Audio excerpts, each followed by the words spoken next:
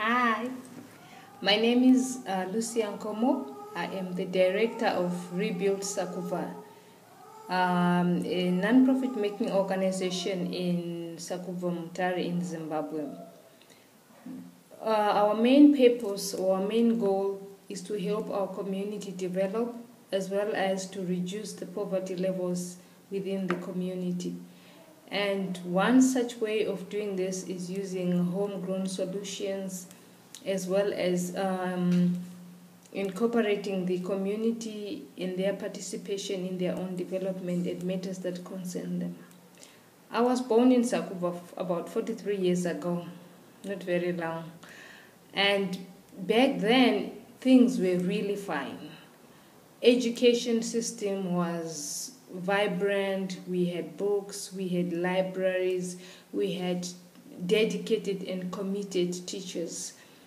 Even the social amenity services, we had everything, it was perfect.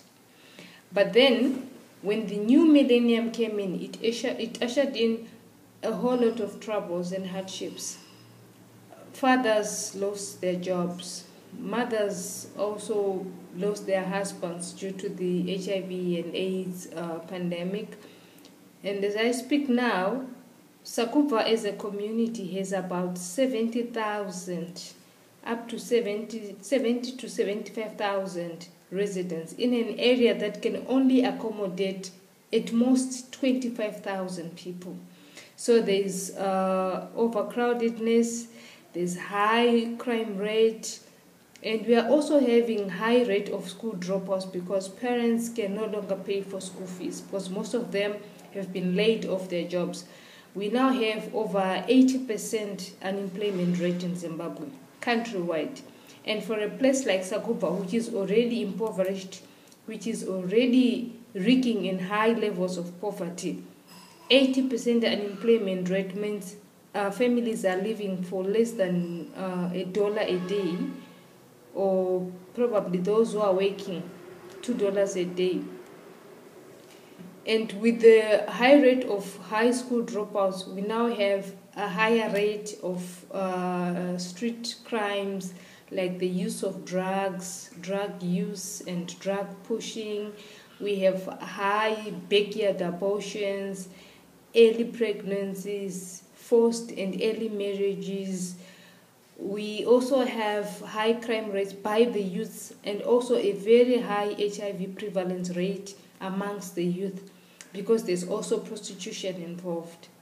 However, all hope isn't lost because the people of Sakuva are very resilient and they are people who can make use of what is given to them at a given time. For this moment, I'm really out of words because what the Chelmsford County community has done for us in donating books is a big boost to us, not just to the schools, not just to the children, but to the community at large.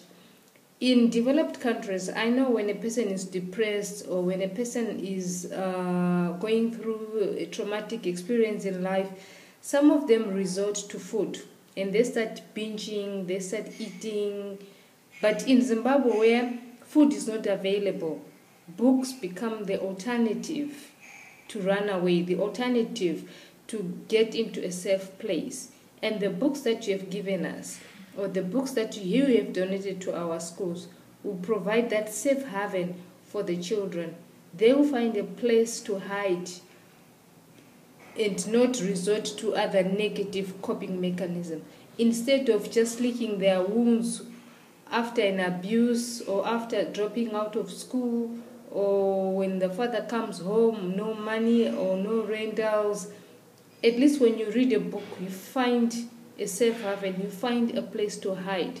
The book can take you to another place. It can give you another fantasy. And besides taking us away from our troubles, these books, I see them giving us a bigger ray of hope because now the children will get information. They will be empowered because here we believe that information is power. Once you are empowered, once you have more information, you can talk about your rights, you can demand your rights, you can ask for anything, you can dream, you can make goals, you can make personal goals, and you can even start planning your own life. So I would really love to say thank you very much for the donations. We are going to put them into very good use. We have already started coordinating with the schools, because Sakuva has about 10 schools, 5 primary schools and 5 secondary schools. Already the headmasters are running around trying to see how we can do a handover ceremony of the books. And we are also happy that our local council has also pitched in. They are going to help us with some logistics of transporting the books to the schools, as well as logistics for the day, for the handover day. But my words, I cannot overemphasize how these books are going to be so useful in our lives. They have come at such a time when our schools don't have even school-based libraries. Our own community library, we just got books from Buy Books, but the books were not enough for the 10 schools. But with the books that you've given us, it now means schools can have their own school-based libraries where children can go to read in safety, and they can get the books, borrow them, get them home to read. And I'm also thinking this is a very good beginning to a long-lasting relationship between us, people in the Sakuva community, and people from the UK or from Britain or from any other country that would feel like they want to donate something to us. We really appreciate your donation. We really appreciate the books. And the computers, I can't even explain. We didn't have computers in our office. We only had my laptop, which I got from my last work, and one other workshop laptop computer which we were using and sharing amongst the officers. Now they can all sit behind laptops and start working on things that they do need to work on in the office. And we hope that one day you'll get to visit us, see how we live, and see how big a change the books have made, or rather are going to make. I'm so sure we'll keep you in touch. I'm so sure these books are going to bring in a big ray of hope to a lot of children.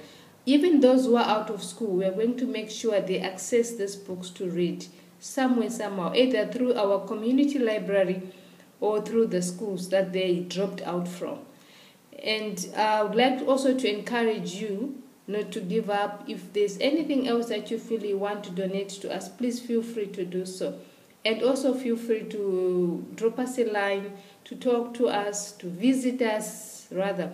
Would really welcome a chance to host you in Sakuva. I know it will be very different and a big culture shock for most of you, but we hope we'll do our best to accommodate you. And thank you very much for everything. Thank you for the donations. Thank you for the books.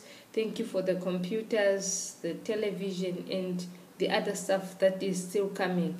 And on behalf of the town council, the schools, and the community, I would like to say, may you be blessed. And please stay in touch.